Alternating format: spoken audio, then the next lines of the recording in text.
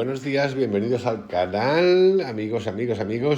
Hemos pasado una acción de gracias brutal. Yo me he reunido con un montón de familia, ya ando por Estados Unidos, por California, que me encanta cada día más. De hecho, tengo muchas ganas de dar un cambiete en mi vida. No, tengo muchas ganas, no, ya lo he visualizado, ya estoy viviendo. Puede ser que por México o incluso por Estados Unidos. Cambio total, me encanta, ya hacía tiempo. Me lo he ganado.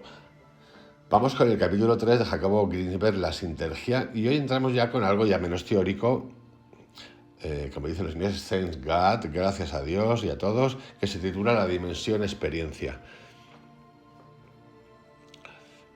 Es fascinante este Jacobo. Dice así: la dimensión conciencia y la dimensión experiencia son creaciones. Ya con esta frasecita ya nos da para plantarnos, cerrar los ojos y decir, a ver, si alguien es capaz de vislumbrar el carácter creativo de la experiencia, se dará cuenta de que no existe una base física lo suficientemente cercana como para explicar la experiencia y la consciencia.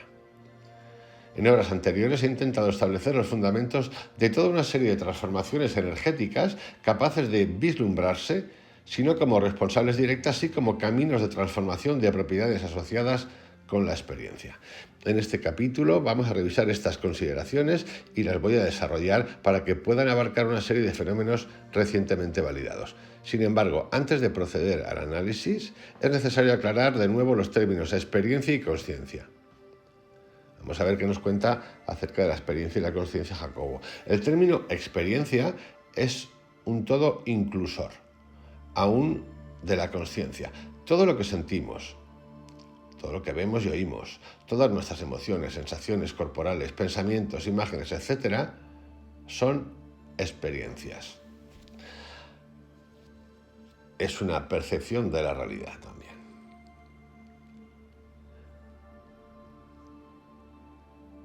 La experiencia, yo creo que está llena de etiquetas. Una cosa es ver cómo nosotros vemos a través de cómo estamos, y otra cosa es qué pasa con eso, todo lo que ponemos que llamamos experiencias. Con experiencia no me refiero a técnica, memoria o aprendizaje, ni a una maduración psicológica o a una veteranía. Experiencia es la luz que un vidente no puede explicar a un ciego, o el sonido que un escucha normal no puede describir a un sordo. Conciencia es la experiencia del darse cuenta, del ver con claridad desde puntos de referencia más extensos, generalizados o inclusivos. Puesto que un acto consciente es también una experiencia, utilizaré este último término para incluir al otro. Y por lo menos en este capítulo no haré más distinciones entre ambos. O sea, experiencia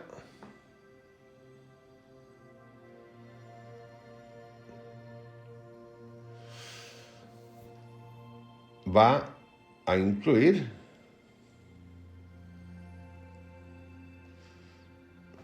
la conciencia va a incluir en este capítulo a la experiencia.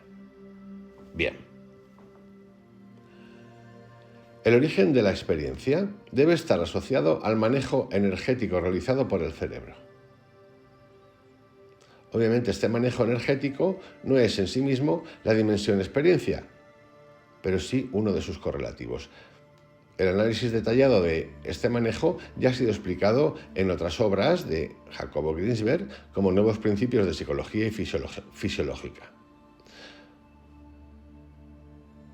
Por lo que aquí solo vamos a mencionar aspectos fundamentales. A través de miles de millones de circuitos celulares microscópicos, breves pulsos eléctricos digitalizados viajan de superficie neuronal a superficie neuronal. Si estos circuitos se localizan en la parte posterior de la masa encefálica, la experiencia resultante de su activación será luz. En cambio, si su localización es lateral, la experiencia resultante será sonido. Aunque la localización de la modalidad sensorial no es tan absoluta y definida como podría creerse, es cierto que diferentes estructuras y circuitos del cerebro se asocian en forma más directa con modalidades distintas. Lo extraordinariamente curioso de la relación entre actividad neuronal elemental y cualidad sensorial es que diferentes cualidades de la experiencia resultan de inmediata o de idéntica actividad energética. Los elementos energéticos que transmitimos a través de circuitos occipitales dan lugar a la experiencia de luz. No son distinguibles de los elementos energéticos que resultan del sonido. Esto quiere decir que no se encuentra en estos elementos la clave para la dimensión experiencia, sino en alguna de sus transformaciones. Si se considera el número de neuronas y circuitos necesarios para el activarse, dar lugar a una experiencia de una cualidad específica, se hace claro que la respuesta acerca de la relación actividad neuronal-experiencia debe buscarse en una aproximación más gestáltica, es decir, más inclusiva, de más cosas. En otras palabras, la experiencia no puede ser la actividad elemental de dendritas, axones o cuerpos neuronales aislados. No es posible encontrar en tales activaciones electroquímicas vestigio alguno de luz, sonido, etc. Es decir, ¿de qué nos está hablando? De asociación. De asociación. Hay una autora de la que he hecho un vídeo aquí que dice, estudiosa de una bióloga, dice, es que ya no tengo claro dónde está la conciencia, puede estar en muchas partes, no la tengo colocada o ubicada en la parte del cerebro, por decirlo de alguna manera, en la cabeza. No, esto es lo mismo. Hay asociaciones, multiasociaciones. Tal actividad elemental es prácticamente idéntica en estructuras cerebrales que al activarse dan como resultado experiencias cualitativamente disímiles. En cambio, si consideramos el flujo energético a través de las poblaciones neuronales localizadas en diferentes estructuras, podemos hallar diferencias de flujo gestáltico para estructuras asociadas con diferentes modalidades. Por lo tanto, esta consideración de flujos energéticos globales nos acerca más a la dimensión experiencia. Sin embargo, y a pesar de que ya se puedan hallar diferencias energéticas asociadas con diferencias de modalidad y cualidad de experiencia, tales flujos siguen perteneciendo a una dimensión inconmensurable con la experiencia.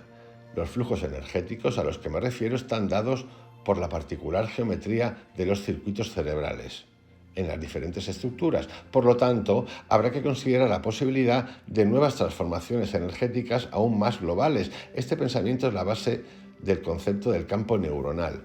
Si se consideran todas las interacciones energéticas entre elementos neuronales localizados en alguna zona específica del cerebro y se toma en cuenta un tiempo mínimo de activación, se puede suponer que todo el conjunto de interacciones entre elementos energetizados dé lugar a un campo energético cuya morfología y características de frecuencia, densidad, parámetros de expansión, etc., se acerque más a la dimensión experiencia que la actividad elemental de neuronas y axones.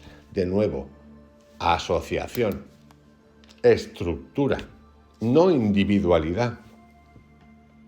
Puede haber, hay un individuo, una neurona, pero en realidad esa neurona por sí no es suficiente. Actúa como percutor de una asociación, de asociaciones, de asociaciones. Más aún, la paradoja localización-cualidad asociada a las diferencias cualitativas que surgen de idénticas energías se resuelve al introducir un manejo gestáltico tal como el campo neuronal. La morfología del campo en diferentes localizaciones cerebrales debe ser distinta, por lo que dimensiones cualitativamente distintas de experiencia pueden basarse en tales morfologías. A pesar de la concepción del campo,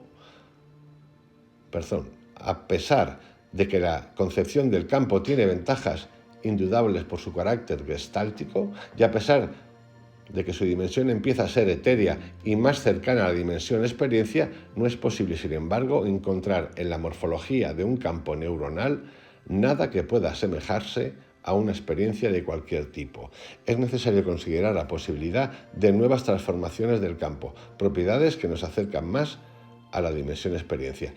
Esta inquietud fue la que me hizo considerar, cuenta Jacobo, la organización energética del espacio como nuevo elemento gestáltico de interacción.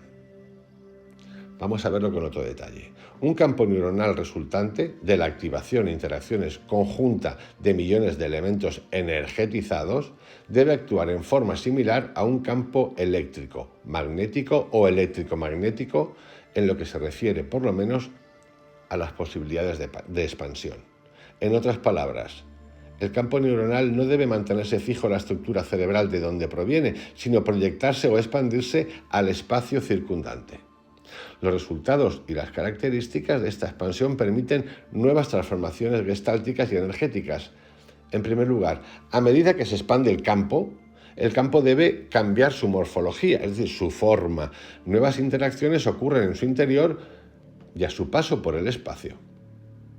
En segundo lugar, la interacción del campo con la organización energética del espacio, particularmente con la distribución sintérgica de CME, debe necesariamente producir o provocar el desarrollo de propiedades del todo ausentes sin tal interacción.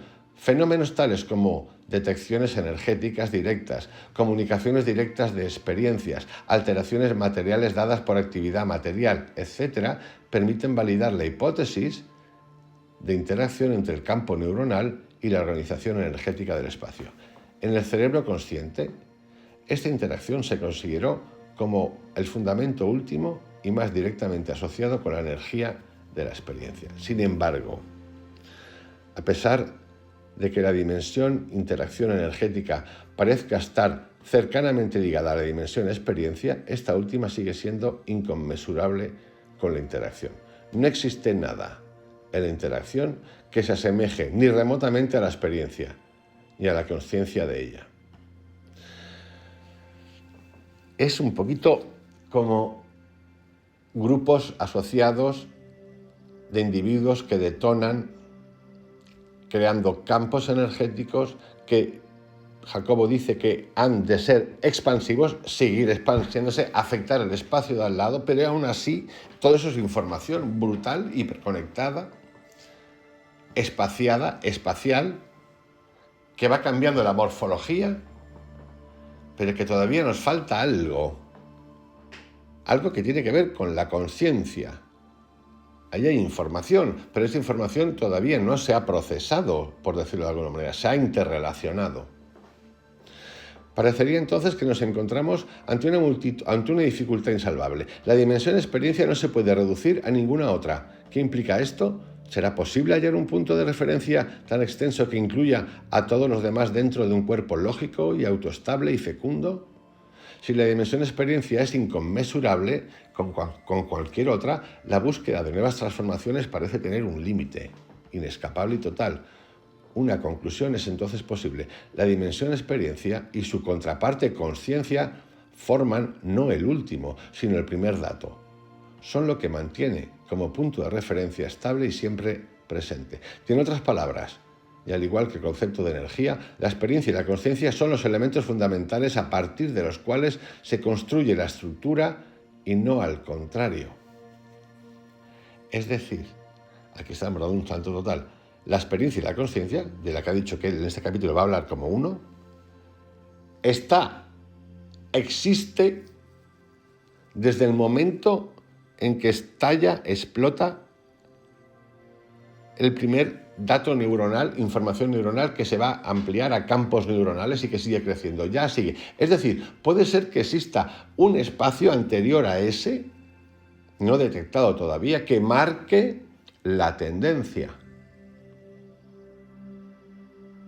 de lo que es la experiencia y la conciencia. Yo no sé si eso es así, no lo acabo, entiendo lo que dice perfectamente. Yo siempre he pensado que es al revés, que, digamos, nosotros somos todo el tiempo, nosotros somos incluso antes del pensar, somos, como ser.